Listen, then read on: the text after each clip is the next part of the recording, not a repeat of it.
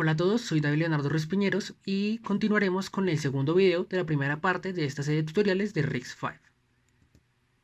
Este video se llamará Instrucciones de RISC-V y nos concentraremos en conocer cómo son las instrucciones entre registros e inmediatos. Los objetivos de este video es conocer los principales formatos de instrucciones que tiene la especificación base de 32 bits de RISC-V, conocer cómo esta describe las operaciones entre registros y las operaciones entre inmediatos. Más adelante veremos qué es uno. Finalmente entenderemos cuál es la estructura y cuáles son las particularidades del lenguaje máquina de RISC-V para este y otros tipos de instrucciones. Las habilidades que veremos en este video serán las habilidades de optimización, pensamiento computacional y modelaje.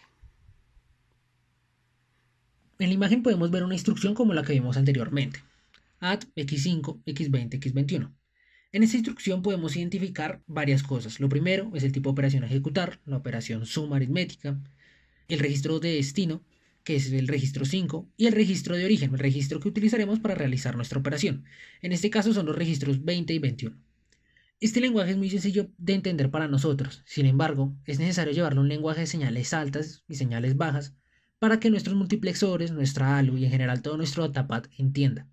En este caso podemos ver que la señal add la codificamos con 3 bits como 000 y cada uno de los registros les damos su respectiva dirección de acuerdo al número que nos representan. Esta información la podemos organizar en una sola línea de control. Nuestra palabra de control o nuestro código de máquina resultante tendría la siguiente forma. Esta estructura la podemos especificar de la siguiente forma, donde tenemos diferentes campos. Tenemos el campo operación, un campo donde con 3 o 4 bits podríamos cubrir todas las operaciones posibles que tendría que ejecutar nuestra ALU. Y al mismo tiempo sabemos que al tener 32 registros en un procesador RISC-V, nos bastan exactamente 5 bits para poder direccionar los operandos de origen y destino. En este caso, los 3 registros que necesitaríamos en general para hacer nuestra operación. Esta estructura es necesaria, o por lo menos es suficiente, para dirigir nuestro datapad, pero no es suficiente para dirigir en general un procesador. RISC-V nos dará varias posibilidades de palabra de control. Nos concentraremos en el tamaño de 32 bits, que es el de la especificación base, a lo largo de este tutorial. Sin embargo, también existen instrucciones de 64 bits, que es el tamaño de palabra que podemos ver en los procesadores de computadores más recientes. También está el caso de una instrucción que tenga 128 bits. Y también encontraríamos un caso excepcional, poder escribir la dirección en 16 bits para procesadores de menor consumo y mucho más pequeños. Algunos podrán estarse preguntando cómo es que este tipo de instrucción tan sencillo nos permite incluir operaciones entre constantes, o cómo yo puedo incluir una operación cuyo dato no se encuentra en el registro en la memoria. Es verdad, el formato anterior está diseñado únicamente para que podamos ejecutar una operación entre registros. Por lo tanto, RISC-V también tiene definidos otros formatos que se acoplan a las diferentes utilidades donde podremos realizar diferentes tipos de operaciones o mezclar diferentes operandos. La extensión básica de RISC-V de 32 bits posee 6 formatos de instrucciones. El primero, la instrucción de tipo R, corresponde a las operaciones aritméticas o lógicas que se realizan con la información presente en registros y que adicionalmente va a ser almacenada en estos. La instrucción de tipo I debe su nombre a las constantes o inmediatos que van a ser los operandos de estas instrucciones. También comprenden operaciones de tipo lógico aritmético, pero difieren de la tipo R en que uno de sus operandos es una constante que no se almacena en los registros, sino que viene especificada directamente en la instrucción que le llega al procesador. Esta constante puede ser positiva o negativa, por lo que se encontrará descrita en la notación de complemento a 2. El tipo de instrucción tipo I también sirve para describir las direcciones usadas para transferir datos de una ubicación externa al procesador. El siguiente tipo de instrucción es la instrucción de tipo S. Esta debe su nombre a la palabra store y no comprende ningún tipo de operación numérica, sino especifica las direcciones y la información exacta para transferir un dato que se ubica en los registros internos hasta una memoria externa. El siguiente tipo de instrucción es la instrucción de tipo B. Este tipo de instrucción se encarga de llevar a cabo saltos condicionales dentro del programa que está ejecutando el procesador. Permite establecer una pregunta y de acuerdo con su estado cambia o sigue el curso que maneja el procesador a la hora de leer estas instrucciones del programa. Finalmente, tenemos el tipo de instrucción J y U correspondientes a cargar constantes de mayor tamaño posible con la instrucción de tipo I y de realizar saltos a instrucciones fijas respectivamente, no condicionales como los hace de tipo B, la instrucción de tipo B. Veremos las características de estos formatos detalladamente más adelante, aunque debido a las pocas instrucciones que podemos encontrar para los formatos U y para los formatos J, nos enfocaremos en los detalles de los primeros 4 formatos. A continuación veremos el código máquina de RISC-V para las instrucciones de tipo R. Este tipo de instrucción sigue los mismos principios que hemos visto hasta ahora para las instrucciones de assembler. Como podemos ver, tenemos un campo para la operación, 2 campos para los registros de origen y uno para el registro de destino. Para este tipo de operaciones, el código máquina tiene diferentes campos como podemos ver a continuación. Cada campo tiene su tamaño fijo y los podemos ver de la siguiente forma. La suma de todos estos nos darán los 32 bits de largo de la instrucción. Lo primero que podemos ver es que hay campos que reciclamos de la instrucción anterior.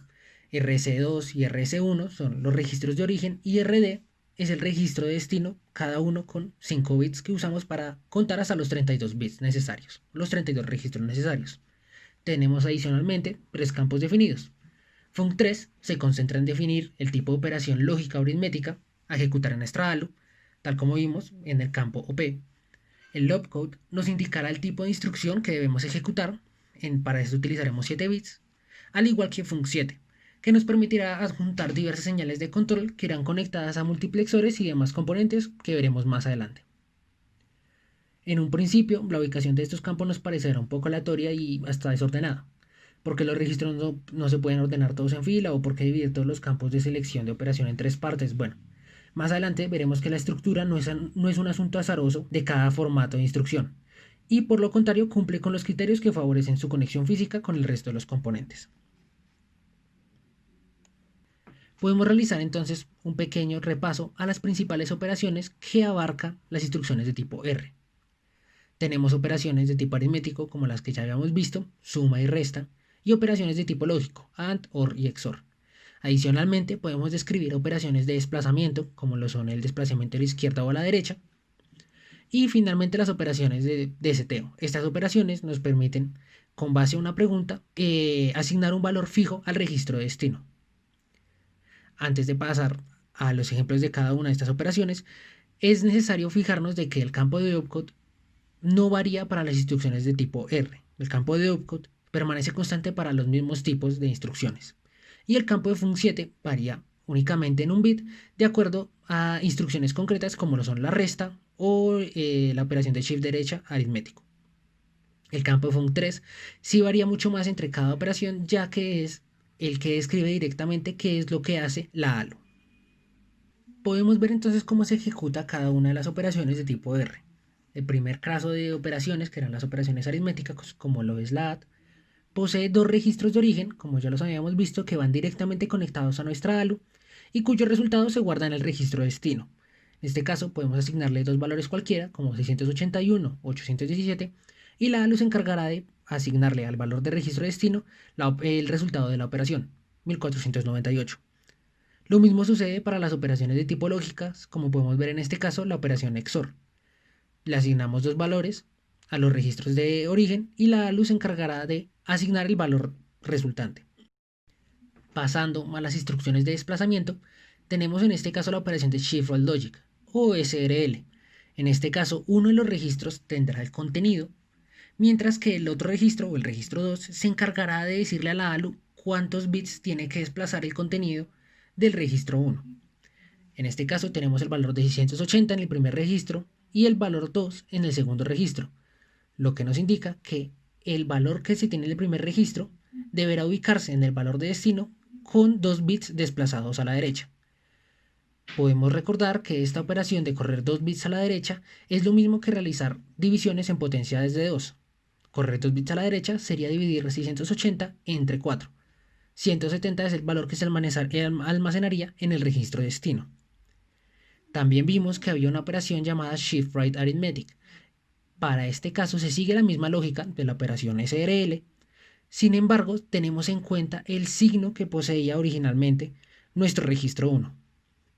En este caso, el valor ya no es 680, sino es menos 680, por lo que el desplazamiento que debería realizarse a la derecha se realiza con unos y no con ceros, teniendo en cuenta la notación A2 que se maneja originalmente.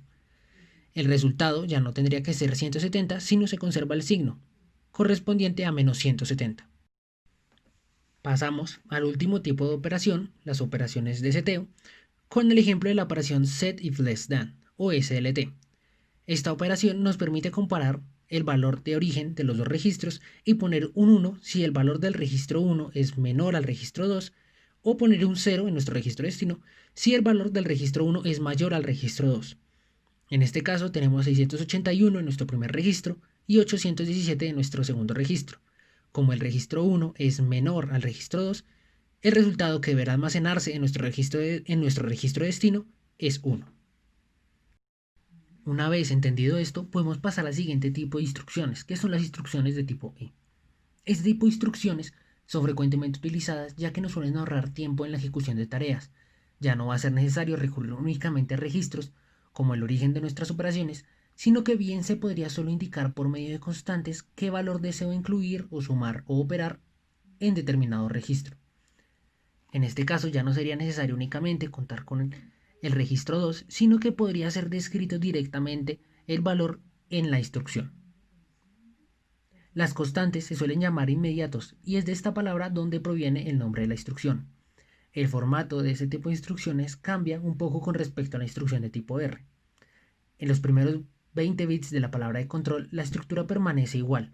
No ocurre ningún cambio desde el opcode hasta el valor del registro 1. Sin embargo, se puede observar que los últimos 12 bits de la instrucción, el registro 2 y el campo func7 desaparecen para poder generar un nuevo campo al que conoceremos como inmediato.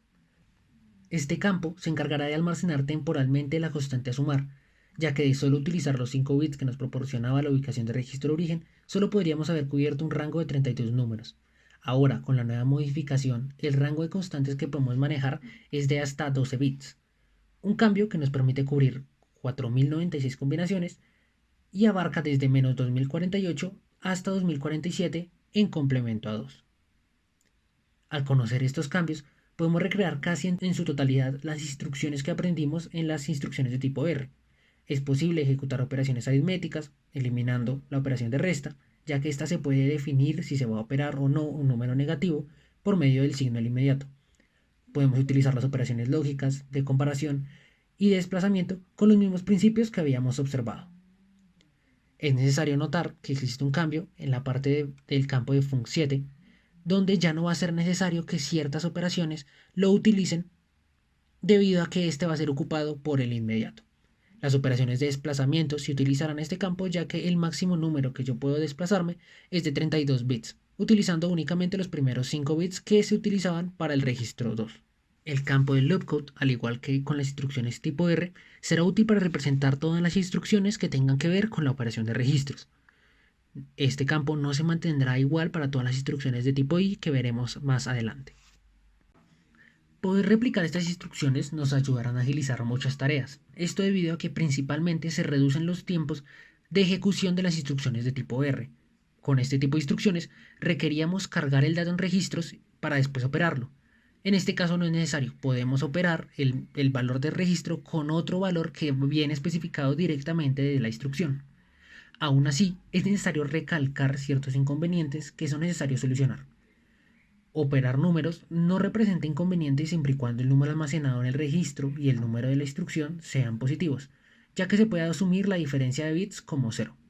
Como podemos ver para la operación AND-I. Esta operación se compone de los mismos dos operandos. El primer operando, proveniente del registro de origen 1, es de 32 bits, mientras que el segundo operando estará compuesto por los 12 bits de nuestro inmediato especificado en la instrucción y 20 bits necesarios para que la ALU pueda operar dos registros del mismo tamaño. Estos 20 bits los rellenaremos en este caso como ceros de forma estándar. El resultado es perfectamente válido y puede ser adjuntado directamente en nuestro registro de destino. Sin embargo, rellenar los valores con 0 o 1 de forma predeterminada no será siempre útil para todas las operaciones. En este caso, para la operación de suma ADD-I, tenemos la misma estructura y queremos realizar la suma de un número inmediato con el valor que se almacena en el registro. Sin embargo, el número que esta vez se maneja es menos 1164, un número negativo. De realizar el proceso, nuestro valor terminaría siendo operado con un valor positivo ya que no corresponde al valor que se quiere en la notación A2. El valor que realmente se estaría operando sería 2932, muy distante al valor que está especificado y que pretende ser sumado. Para poder evitar este problema, será necesario que el procesador tome la decisión de cómo llenar estos 20 bits restantes. Si los rellenamos con el valor de 1 para que coincida con la notación A2, el resultado es corregido y corresponde al valor que en realidad se desea que se tenga en el registro de destino. Será entonces necesario que el procesador cuente con un bloque llamado extensión de signo. Tomará la decisión de rellenar con unos o con ceros de acuerdo a la naturaleza de nuestro inmediato. Si es negativo, rellenará con unos; si es positivo, rellenará con ceros. Hasta aquí termina nuestro segundo video. En este hemos podido conocer los principales formatos de instrucciones de RISC-V, las operaciones entre registros que les dimos el nombre de instrucciones de tipo R, y una mejora a estas instrucciones que son las operaciones entre inmediatos, a las cuales dimos el nombre de instrucciones de tipo I. También conocimos el lenguaje de máquina en general para todas las instrucciones de RISC-V, que también veremos más adelante. Estas son las fuentes que hemos utilizado para desarrollar esta serie de videos y muchas gracias por vernos.